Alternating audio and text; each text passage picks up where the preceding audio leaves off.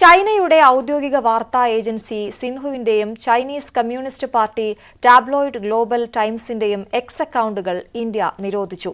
അരുണാചൽ പ്രദേശിലെ സ്ഥലങ്ങളുടെ പേര് മാറ്റുന്ന ചൈനയുടെ നടപടി അസംബന്ധമാണെന്നും ഇന്ത്യ പ്രതികരിച്ചു.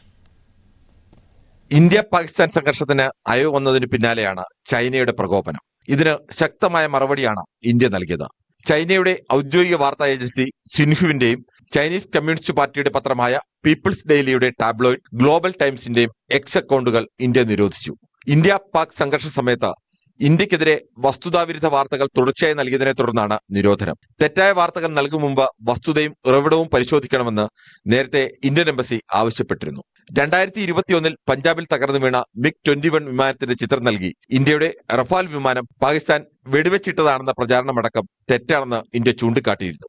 അതിനുശേഷവും പാകിസ്ഥാന്റെ വ്യാജ അവകാശവാദങ്ങൾ ഗ്ലോബൽ ടൈംസ് നൽകിയതിനെ തുടർന്നാണ് നിരോധനം. ഇതിനിടെ അരുണാചൽ പ്രദേശിലെ പല സ്ഥലങ്ങളുടെയും പേരുമാറ്റി ചൈനീസ് പേരുകളിട്ട് അതിന്റെ പട്ടിക ചൈന പുറത്തുവിട്ടു.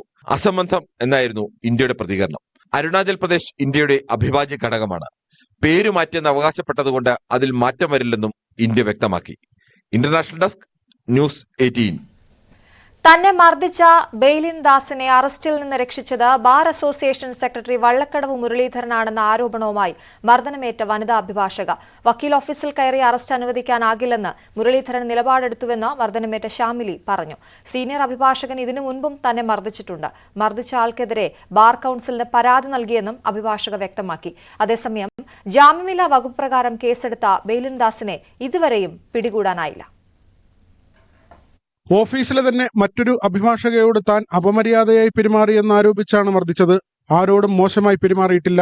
മർദ്ദനമേറ്റപ്പോൾ തന്നെ പോലീസിനെയും വീട്ടുകാരെയും അറിയിച്ചു. എന്നാൽ ബാർ അസോസിയേഷൻ സെക്രട്ടറി മർദ്ദിച്ച അഭിഭാഷകനെ ഓഫീസിൽ കയറി അറസ്റ്റ് ചെയ്യാനാകില്ലെന്ന നിലപാട് സ്വീകരിച്ചു.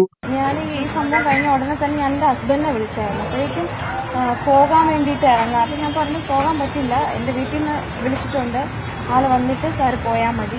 ഞാൻ അത്രയും സമയം അദ്ദേഹത്തെ അവിടെ ഹോൾഡ് ചെയ്തു. അത് കഴിഞ്ഞിട്ട് എൻ്റെ അനിയൻ വന്നു, ഹസ്ബൻഡ് വന്നു. അപ്പോഴേക്കും ഇവർ റേസായി, ഇവർ ഫയറായി, എന്താ ചെയ്തേക്കുന്നപ്പോൾ അപ്പോഴേക്കും ഒത്തിരി അഡ്വക്കേറ്റ്സ് വന്നു, അസോസിയേഷൻ സെക്രട്ടറി ഒക്കെ വന്നു. അപ്പോൾ എൻ്റെ ഹസ്ബൻഡിൻ്റെ അനിയൻ്റെ ആവശ്യം ഇവിടെ വന്ന് പോലീസ് അറസ്റ്റ് ചെയ്തുകൊണ്ട് പോട്ടെ.